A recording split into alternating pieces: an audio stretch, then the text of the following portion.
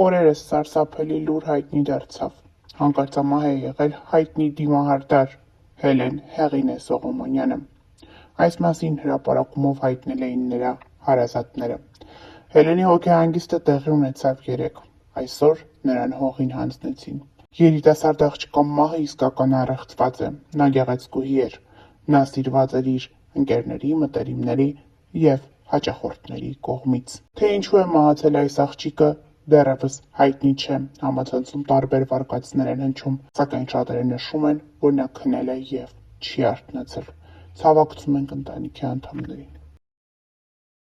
Դեկտեմբերի 31-ին ողբերգական դեպք է տեղի ունեցել Երևանում ժամը 09:00-ի սահմաններում հարազատներն ու բարեկամները Հրազդան գետում հայտնաբերել են աղջկա Դ.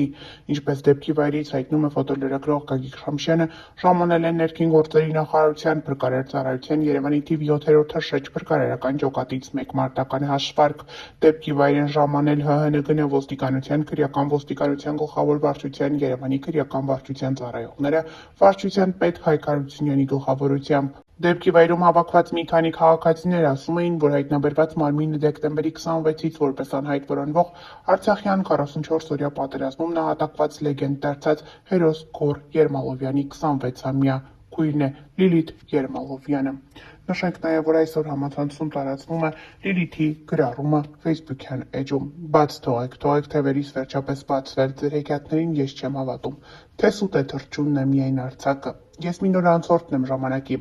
վանել եմ ուզում առօրյա մաղձս ավառնել հեռու, գիրկը երազի, բայց թողեք ինձ կապող բոլոր լարերը, եթե պատրանք է աշխարհը այս, եթե մարում են սիրո նոտաները, փոշիացվում երազանքները հզոր, թե անտեսվում են մարդկային բնույթի կախարդանքները, և թե լոքորինվածք են այստեղ բարքերը, իսկ թերությունը չհասկացվել է, բայց և պետք էլ չի թող, որ ես լինեմ լուռ մոհիկանը, ու մեր մեջ ասած ինձ համար չեն չափ ու ձևերը, հրմցվող նեղ ոճերն ապրելու, ես տալիս եմ մերժման դիմումս հոգեմաշ այդ գերությունների, քարտեզով անցել եմ վաղուց բևեռներն աղի ու քաղցրալի, եկեք կոչենք դա փորձառություն, որ չմանրանամ էլ երկար բարակ, ազատությունն է տարերքնի միակ, խնդրում եմ այդտեղ թողեք ինձ մենակ։ Դեկտեմբերի 27-ին ներքին գործերի նախարարության ոստիկանության, քրեական ոստիկանության գլխավոր վարչության Շիրակի մարզի քրեական ոստիկանությունում հերթական օպերատիվ տեղեկություններն են ստացվել, որ 2 օր առաջ Գյումրի քաղաքում կրակոց է հնչել և կա վիրավոր։ Ինչպես հայտնում է ֆոտոլրագրող Գագիկ Շամշյանը, տեղում քրեական ոստիկանները քրեական ոստիկանության Շիրակի մարզի վարչության պետի պաշտոնակատար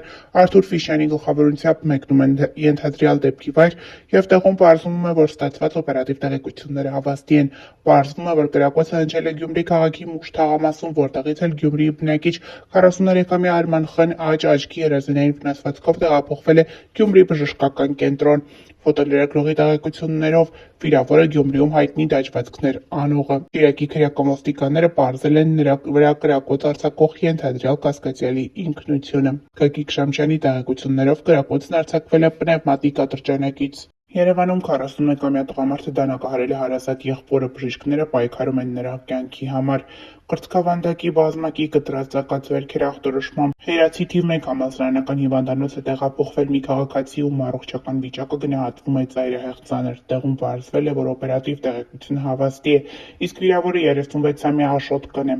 Արդեն հիվանդանոցում բժիշկները ոստիկաններին հայտնել են, որ վիրավորը ի վիճակի չէ կատարվածի մասին բացատրություն տալու, քանի որ գտնվում է վիրահատարանում։ Ոստիկանները պարզել են, որ վիրավորին Հակոբ Պարոնյան փողոցի 7 հասցեում գործող հյուրանոցի նախասրահում կենցաղային հարցերի շուրջ ծագած վիճաբանության ժամանակ դանակով հարվածել և ծանր մարմնական վնասվածք է պատճառել եղբայրը 41-ամյա Վլադիմիր Հ.-ն։ Շամշյան.com-ի տեղեկություններով դեկտեմբերի 16-ին ողբերգական դեպք է տեղի ունեցել Երևանում։ Ժամը 12:10-ի սահմաններում ՀՀ ներքին գործերի նախարարության, ոստիկանության, համայնքային ոստիկանության գլխավոր վարչության Էրեբունու բաժնում օպերատիվ տեղեկություն է ստացվել, որ Գուրգեն Մահարի փողոցի տներից մեկում Հնդկաստանի քաղաքացին ցնցումների մեջ է ընկել ու ընկերների ներկայությամբ մահացել։ Ինչպես հայտնում է ֆոտոլրագրող Գագիկ Շամշյանը, դեպքի վայր է մեկնել ոստիկանության Էրեբունու բաժնի օպերատիվ խումբը, բաժնի պետի պաշտոնակատար Վլադ Բազմունցի գլխավորությամբ։ Տեղում պարզվել է, որ օպերատիվ տեղեկությունը հավաստի է, իսկ մահացածը հանդիսանում է Հնդկաստանի քաղաքացի 29-ամյա Բորա Ռաուլը։ Ահազանգով ժամանել է նաև ՀՀ քննչական կոմիտեի, Երևան քաղաքի քննչական վարչության, Էրեբունի և Նուբարաշանի վարչական շրջանների քննչական բաժնի խումբը։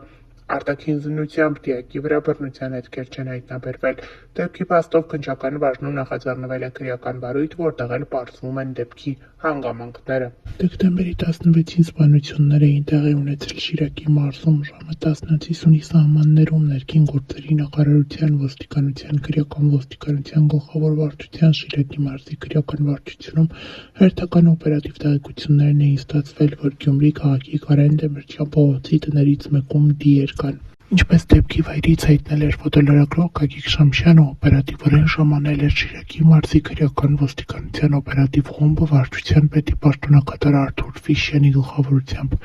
Ժամանել էին նաև ՆԳՆ ոստիկանության, համայնքային ոստիկանության գլխավոր վարչության Մուշի բաժնի օպերատիվ խումբը, բաժնի պետ Ալեքսանդր Նորսոյանի և բաժնի պետի տեղակալ Կարեն Տեփանոսյանի գլխավորությամբ։ Տեղում պարզվել էր, որ ստացված օպերատիվ տեղեկությունը հավաստի է, դեպքի վայր էին ժամանել նաև ՆԳՆ փրկարար ծառայության Գյումրու թիվ 2-րդ թռչող փրկարարական ջոկատից մեկ մարտական հաշվարկ։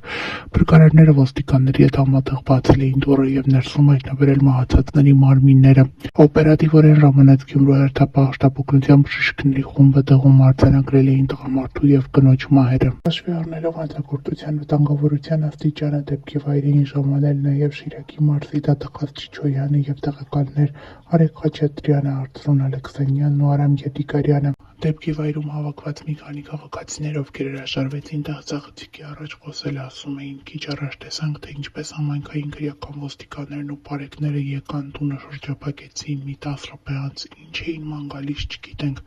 մենակ էն տեսանք, որ Նարեկին բռնեցին, տարան, հետո իմացանք սարսափ հիշեցնող ֆիլմի մասին, թե ոնց է Նարեկը իր մեծահասակ ծնողներին սպանել դանակի մի քանի հարվածներով։ Ճիշտն ասած ցավալի դեպք է, բայց լավ ա ոստիկանները շուտ եկան, էդ հոգեկան խնդիրներ ունեցողին տարան, վստահ ենք եթե մի քիչ ուշանային չէր բացառվում, որ նա կարող է էլի մարդկանց սպաներ։